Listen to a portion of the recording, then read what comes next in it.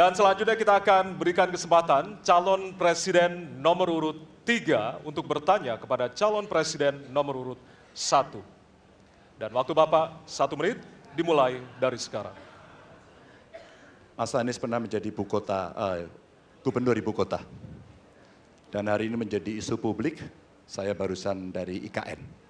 Mas Anies, dengan berbagai kondisi yang ada di Jakarta, traffic jam, orang bermigrasi, bagaimana polusi yang terjadi.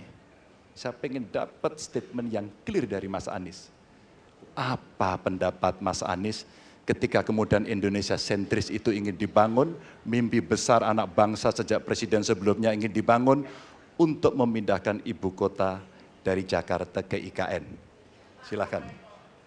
Baik, waktunya masih ada, Bapak? Cukup. Cukup, baik. Terima kasih. Kemudian kami silakan calon presiden nomor urut 1 untuk memberikan jawaban selama 2 menit, dimulai dari sekarang.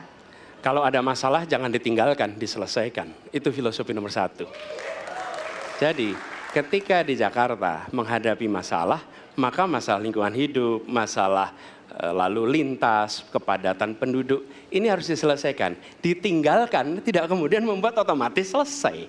Justru ini yang harus dibereskan. Kalau kami melihat, begitu kita bicara lalu lintas, kontribusi aparat sipil negara di dalam kemacetan itu hanya 4-7%. Jadi nggak akan mengurangi kemacetan di sini. Yang kedua, soal lingkungan hidup. Kalau yang pindah itu pemerintah, bisnis, keluarga masih tetap di sini, masih tetap ada masalah. Karena itu kami berpandangan masalah yang di Jakarta harus diselesaikan dengan transportasi umum yang dibangun.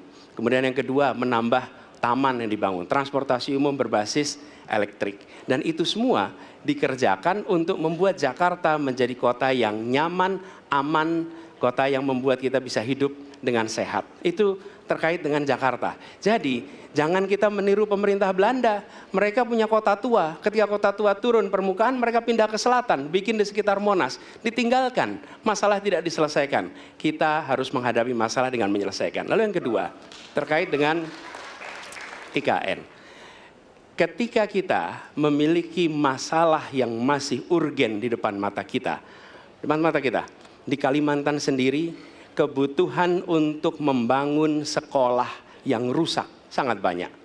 Membangun kereta api atau jalur tol antar kota di Kalimantan itu urgen. Yang merasakan dari uang itu siapa? Rakyat.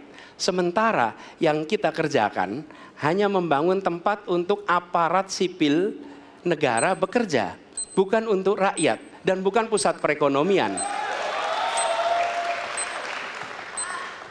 Baik.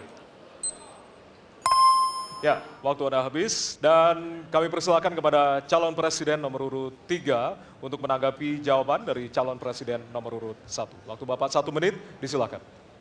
Apakah boleh saya simpulkan kalau begitu Mas Anies dalam posisi yang oposisi terhadap beberapa kebijakan termasuk IKN menolak IKN dilanjutkan? Terima kasih. Cukup Waktunya? Bapak? Cukup. Baik.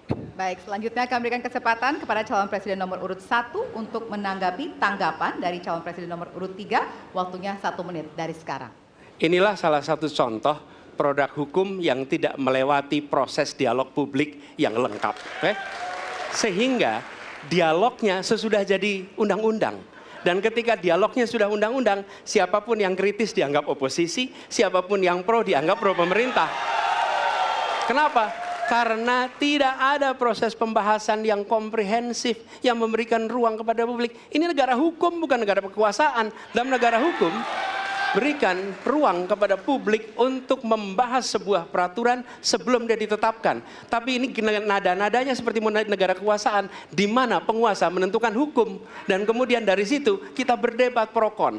Kami melihat ada kebutuhan-kebutuhan urgen yang dibangun untuk rakyat. Kalau hari ini kita belum bisa menyiapkan pupuk lengkap, tapi pada saat yang sama kita membangun sebuah istana untuk presiden, di mana rasa keadilan kita? Oke? Waktunya sudah habis. Jelajahi cara baru mendapatkan informasi. Download Metro TV Extend sekarang.